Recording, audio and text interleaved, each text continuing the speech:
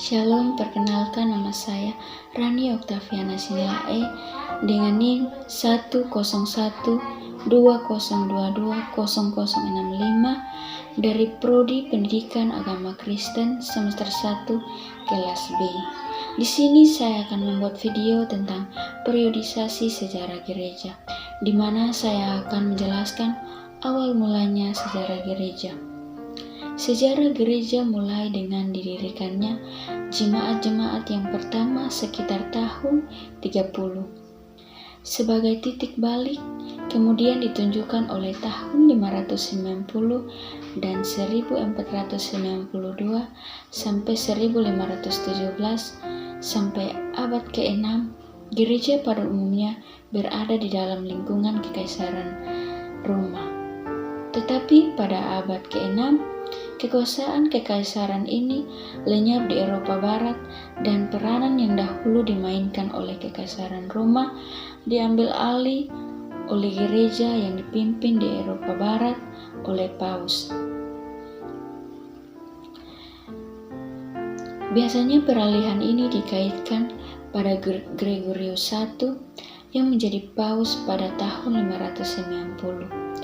Dan yang kedua, tentang gereja kuno yang terjadi pada tahun 30 sampai 590. Dalam periode gereja mulai timbul dan berkembang. Pertama-tama dapat dikaitkan bahwa dalam periode ini diletakkan dasar organisasi tata ibadah atau liturgi dan ajaran gereja. Kedua, secara geografis. Sejarah gereja dalam periode ini pada umumnya berada di wilayah Kekaisaran Romawi yang terletak dikelilingi Laut Tengah. Yang ketiga, kebudayaan di mana gereja lahir dan berkembang adalah kebudayaan Helenisme. Dan yang ketiga, tentang awal abad pertengahan yang terjadi pada tahun 590 sampai 990. Pada awal abad pertengahan, agama Kristen mulai disebar ke batas-batas utara dan timur laut benua Eropa. Sedangkan di Timur Tengah dan Afrika Utara, gereja diancam oleh serbuan dari pihak Islam. Mulai periode ini, gereja di barat dan gereja di timur menjalankan sejarahnya masing-masing secara tersendiri.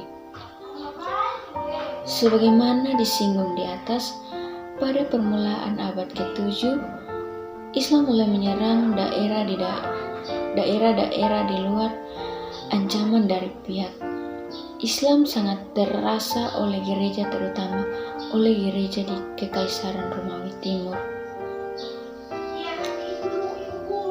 Banyak daerah Kristen di Timur Tengah dan Afrika Utara diserbu oleh tentara Islam. Juga gereja di Eropa Barat diancam sebab Islam menyerbu semenanjung Iberia, Spanyol, dan Portugal. Pada awal abad pertengahan, perkembangan dogma melalui konsili-konsili oikumenes diselesaikan. Sejak itu, ajaran di gereja timur tidak pernah diubah lagi. Yang keempat, tentang gereja pada zaman baru. Terjadi pada tahun 1492 sampai 1517 sampai saat ini. Zaman baru biasanya dibagi 3, berhubung dengan dua titik balik yang dapat ditunjuk. Yang pertama adalah sekitar tahun 1650, waktu situasi yang cukup gelisah sebagai akibat reformasi mulai teduh lagi. Yang kedua, disebabkan oleh revolusi Prancis mulai tahun 1788 yang meruntuhkan struktur-struktur sosial yang seringkali masih berasal dari abad pertengahan dan menimbulkan pola-pola pemerintahan yang baru. Reformasi dan kontrareformasi. terjadi pada tahun 1492 sampai 1517. Kritik terhadap gereja dan usaha-usaha untuk mereformasinya yang terlihat pada akhir abad pertengahan memuncak pada kritik yang diungkapkan oleh Martin Luther. Apa yang dikatakan yang begitu dasariah sehingga tidak dapat diterima oleh pimpinan Gereja Katolik Roma, namun banyak orang yang menyetujui usahanya untuk memperbaiki ajaran dan kehidupan gereja. Sehingga terjadi perpecahan.